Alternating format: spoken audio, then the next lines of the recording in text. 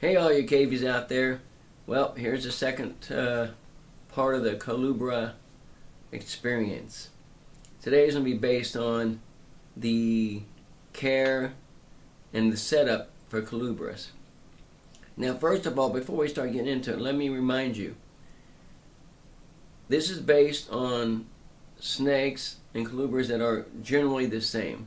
It's according to what country you're from, what your temperature is going to be, and type of food they like to eat. Though you can get colubrids to eat just about anything. I heard one person say they were the garbage disposals of the snake world. But the main thing to remember is what I'm telling you is general. Check your colubrid, the facts on your colubrid, find out where it comes from, find out what they say about temperature, humidity, and environment. Okay. I'm going to start off with basic setup and care. Colubrids and snakes in general do not need the fake sunlight. The main thing that they need is belly temperature because it helps in the digestion of their food. Now the average colubrid, their setup for their environment should be 75 in the cold, 85 on the hot side. Now, you have to remember that the light idea above the snake is not necessary. Also, the size of the environment that they're in, I should say, doesn't have to be dramatically big. Snakes like and enjoy the close feeling. It makes them feel secure and safe. Though I work on the average that the cage should be about as long as the snake is, and maybe half as wide. The height, that varies with your own taste. There are many different types of setups, which we're going to go see a few in a minute when I'm done here. People like to use terrariums, fish tanks, actual snake and reptile setups. Others like to use the rack system. Well, snakes don't need much. A lot of people get all crazy about you got to put this in there. You got to put. Snakes don't need much. All they need is a good bowl of water, the right temperature, and a place that makes them feel comfortable and secure. That's it. They don't need a lot of stuff in their cage. They don't need a lot of stuff to play on. They're not like some lizards and reptiles, okay? They don't need that type of thing. The housing of snakes in multiples or groups, it's dangerous if you do it with any species of snake if you don't feed them correctly and keep them fed. Never feed, if you have more than one snake in a cage, never feed them together in that cage. They can eat each other by accident. Corn snakes, I've had them together and I've had them separate. I've never had an incident of a corn snake eating a corn snake. Not saying it couldn't happen, not saying it hasn't happened. I personally believe you keep your snakes fed enough, you feed them correctly, you don't have that issue with the corn snakes. King snakes, I don't chance it. Rat snakes, I don't chance it. There's reasons for that. I've had ball pythons together, no problem. Reticulated, no problem. Burmese, no problem. You name the snake other than the rat snake and the king snake, I've had them together and have no problems. Again, this is not saying that you may not have or could not have a problem. Just remember, you're taking it under your own risk to take and put two snakes together. Okay? Feeding of snakes. There is so much controversy on how much I feed, how much I don't feed, what's overweight, not so, there's so much. One person says one person says another. So what I'm telling you is what I do. Am I saying I'm right? For me, I'm right. For you, I may not be. For all adult snakes, And to me, it doesn't matter what type of snake it is. All adult snakes, I feed about once every 2 weeks. And I never overfeed my snakes.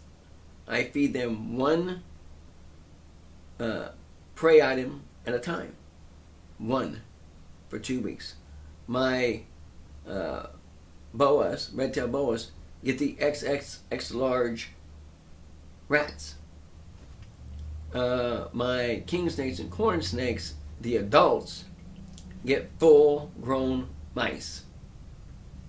My ball pythons get small rats. Okay? And as long as you feed them and you take their weight every month or so and make sure that they're gaining weight, not too fast. You don't want them to jump, 100 grams in a matter of a month. That's too fast. As long as they're gaining weight, you know what their perfect weight is in your mind, though there's a big deal about that. We'll get into that in a minute. As long as they're gaining weight, they're not losing weight, they're looking healthy, then you're feeding them fine. If they're losing weight, you're not. You need to do something about that. You can look up your type of snake and see what the average weight is for a certain snake. And you're going to get all kinds of different people tell you what their snake weighs. But you got to find out what the average healthy weight is for your particular snake. Alright? Now, the only time that may change is during breeding season, when you want it to be a little healthy. So you pick them up a little bit, give them a little bit more, give them a little on the heavy side, so that they'll do good in breeding. Other than that, that's how we feed. We care and we clean our snake cages sometimes twice a week, according which whenever it needs it. We don't have like a time schedule. We're gonna feed, do it now. Do it whenever it needs it. We do it. We change the water every other day, sometimes daily. It's according to how bad it looks. And our babies, feed them every single week like clockwork. Boom, boom, boom, boom, boom, like clockwork. Now, some of the big things that people do is when they have these reptile show off, or what I call vanity type things, where they're showing off their snake, big cages, nice looking terrariums and things. They put in a substrate. Remember, there are some substrates you actually should never use. One of them is pine. Pine is absolutely no, no, no, no, no. I believe there's another that you shouldn't be using, but pine's the main one that I can think of. If there's any others out there, you guys let me know. A lot of them out there will say safe for reptiles or safe for snakes, because what's safe for some lizards aren't safe for snakes. Okay, so make sure you read and study up on what you're doing. That's real important when you do that. Make sure that as far as humidity isn't that dramatically important, except for during shedding, which you can spray them with water. If you give them a large enough water bowl, which I have seen all my snakes tend to when they get ready to shed, you see them getting in the water a lot. Humidity is not that necessity. There are people argue with me. It's not that big of a necessity. It really isn't. I do not change my humidity in my snake cages at all, and I have no problem with shedding. They almost always shed 100%. Perfect sheds. So, the handling of snakes. You should handle your snake as often as you can. There isn't such thing as too much. When they're shedding, leave them alone. Right? Don't touch them if you can help it when they're shedding. It stresses them out. 2 days after eating, wait that long before you pick them up. That's my way. I do it. The main thing to remember is always sanitize your body wherever the snake is touched. Always. When you clean your cages, make sure you clean everything in the cage. They have stuff you can spray in there. And it's reptile spray, which is perfect for sanitizing and disinfecting and cleaning. Use that often. Okay? We're going to go look at some cages now. And I'm going to show you what I'm talking about. Okay, now, here's what I call vanity cases for your snakes. Now remember, this is for us. It's not for the snakes. These setups are so that people can see your snakes. Though if you notice, they like to get underneath our reptile carpet and hide. You don't get to see them much because they hide really well and you don't know where they're at. Sometimes they get underneath their water bowl, like Carl does. They like to hide a lot because they like closed-in spaces. The only reason why we have major lights in here is because of the fact that we want to see them. Alright? It's all vanity. It's all for us. It's all for show. The snakes care one way or less. The main thing to remember is too much space for some snakes can stress them. Okay? Other snakes don't even bother them no matter what the size is. Doesn't bother them at all. Now these cages are for babies. So they're kind of set up for babies. It's not vanity. It's just a necessity for the babies until they get big enough to move. Now a lot of professional people use the rack system like what we got here. This rack system, it's simple.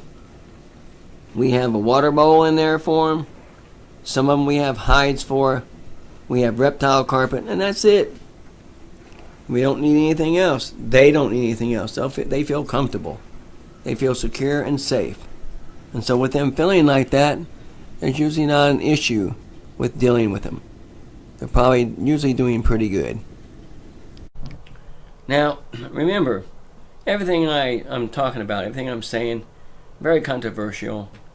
Some people say one thing, some people say another. Personally, this is how I do it. This is what I've done. This works for me. My snakes are healthy. My snakes have no issues. Alright, because, I feel I'm doing the right thing. I just want to let you guys know what my thoughts are on Colubrid Care and handling. And the main thing is study. Look it up. Search for it. You'll find the same thing that I found. There's a lot of controversy. A lot of different thoughts and sayings about the thing. Well, if you have any comments, leave it below. I'll be happy to answer them. You have a good night. Talk to you later.